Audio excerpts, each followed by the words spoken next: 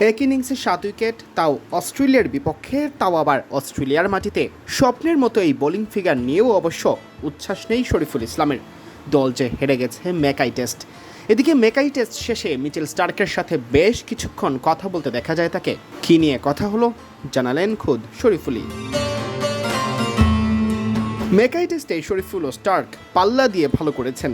স্বভাবতই দুজনই এখন ক্রিকেট দুনিয়ার আলোচনার কেন্দ্রে। স্টার্কের মাপের কিংবদন্তিকে কাছে পেয়ে শরীফুল কিছু সলা পরামর্শ করে নিতেও ভুলেননি। টি স্পোর্টসকে তিনি বলেন, ওর কাছে জানতে চেয়েছিলাম যে ও খেলার আগে ওর কিভাবে ও রেডি হয়, খেলার শুরু হওয়ার আগে, সিরিজ আসার আগে, বিফোর দ্য সিরিজ, তারপরে সিরিজের পরে কি করে, ট্রেনিংটা কিভাবে করে, রানিং কিভাবে করে, তো এইসবই আর কি। কত ওভার বল করে ইন উইক যখন খেলা থাকে না থাকে, এগুলো আর কি।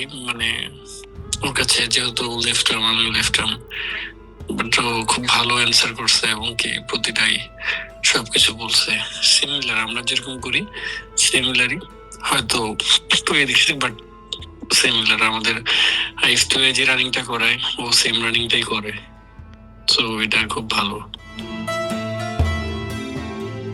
দল জিততে না পারায় কমে গেছে শরীফুলের 7 উইকেট পাওয়ার আনন্দ।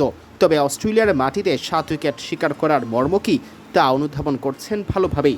যদি সত্যি বলেন উচ্ছ্বাসিত তখন হতাম যখন ম্যাচটা জিততাম। ম্যাচটা জিততে পারিনি, তার জন্য একটু খারাপ লাগে কাজ করতেছে, বাট এটাও ভালো লাগতেছে যে ক্যারিয়ার প্রথম 5+7 পাইছি, সো এই দিক দিয়ে একটু ভালো লাগতেছে। বাট দিন শেষে ম্যাচ নিয়ে একটু আক্ষেপ। অস্ট্রেলিয়ার বিপক্ষে ভালো খেলা মানে বিগ ব্যাশে খেলার সম্ভাবনা তৈরি হওয়া। এর আগে অজিদের ঘাম ঝরিয়ে বিগ ব্যাশে 2 দফা সুযোগ আসে শরীফুলের জাতীয় দলের সতীর্থ লেগ স্পিনার রিশাদ হোসেনের। টাইগার পেসার অবশ্য ভবিষ্যৎ নিয়ে ভাবতে নারাজ। জানেন, রিজিকে থাকলে এই বড় লিগটাও ধরা দেবে তার কেরিয়ারে। আমি এটা আসলে সত্য কিছুই জানি না, দেখা যাক যদি কপালে বা রিজিকে থাকে অবশ্যই হবে, না হলে তো কিছু করার নেই। সিয়াম চৌধুরী, বিডি ক্রিক টাইম।